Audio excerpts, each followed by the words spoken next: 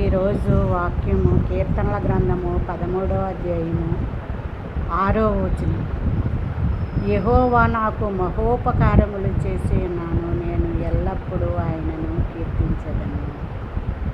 దేవుడు మన పక్షంగా చేసిన మేళను బట్టి దేవునికి మనము ఎల్లప్పుడూ కృతజ్ఞతాస్తుతులు చెల్లిస్తూ ఉండాలండి.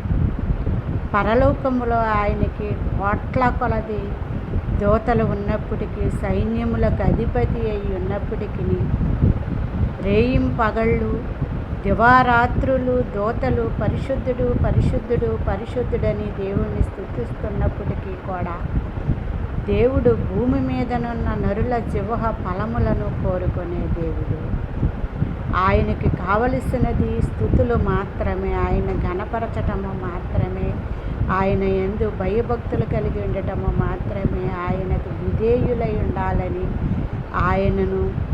ఆయనకు భయపడుచు ఆయన యందు భయభక్తులు కలిగి ఉన్న వారి మీద ఆయన దృష్టి ఉంచి చూసే దేవుడని దేవుడు సెలవిస్తున్నారు. కాబట్టి ఆయన చేసిన మహోపకారములను బట్టి మనము ఆయనను కీర్తిస్తూ ఉండాలి. అలాగే యెహోవా నా దేవా నా మీద దృష్టి ఉంచి నాకుత్తరమిమ్ము అని మనము ప్రార్థనలో మన సమస్యల నిమిత్తము దేవుని యొద్ద నుండి జవాబు వచ్చేంత వరకు కూడా మనము కనిపెట్టుకుని ప్రార్థనలో ఎదురు చూస్తూ ఉండాలండి.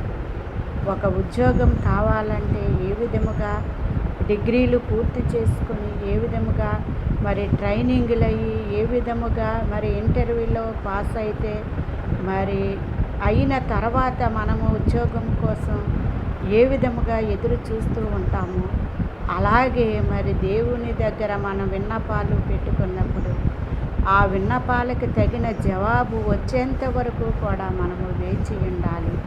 ఆ జవాబు వచ్చిన తర్వాత మనము దేవునికి కృతజ్ఞతాస్తుతులు చెల్లిస్తూ ఆయన చేసిన ఉపకారములను బట్టి ఆయన ఘనపరుస్తూ ఉండాలని దేవుడు కోరుకుంటున్నాడు. ఆమేన్.